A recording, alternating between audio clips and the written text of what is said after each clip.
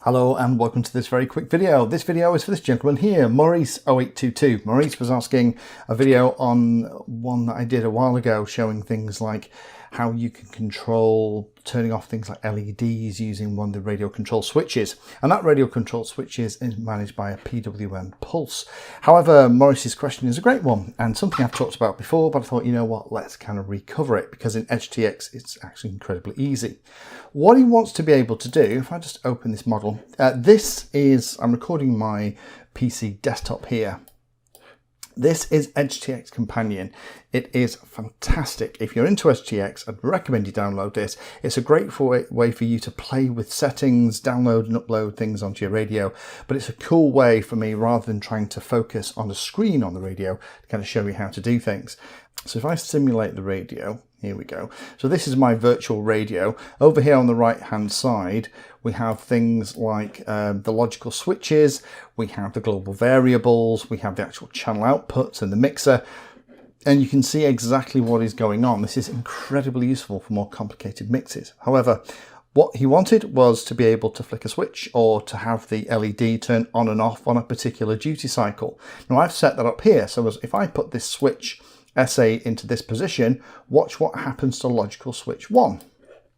It turns on, then goes off, then turns on, then goes off. How long it stays on and off up here in the top right hand corner is something that's very easy to program. So let me show you how I've done that, because we could use that to override something like a channel value.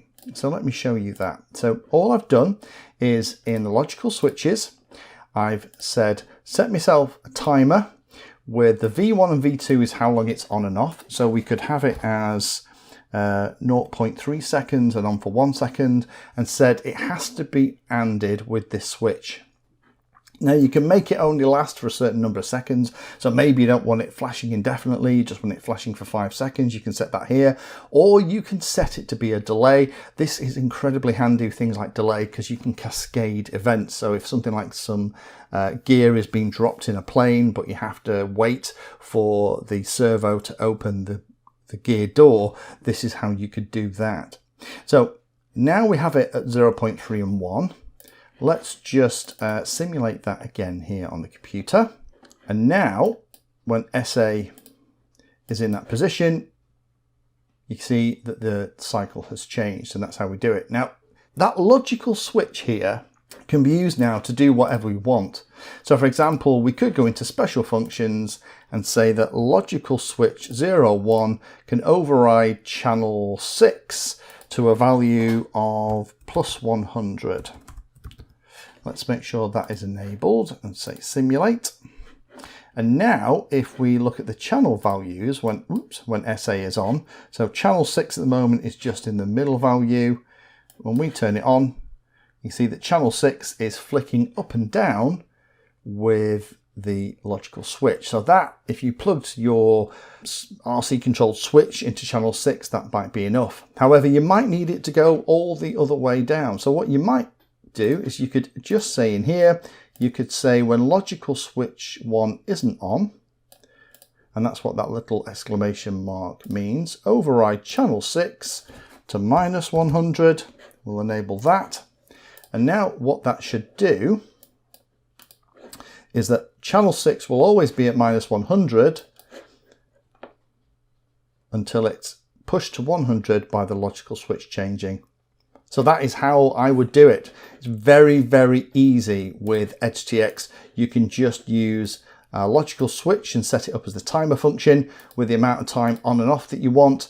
Assign it to a switch so you can turn that on and off. You can even set a duration if you really want to.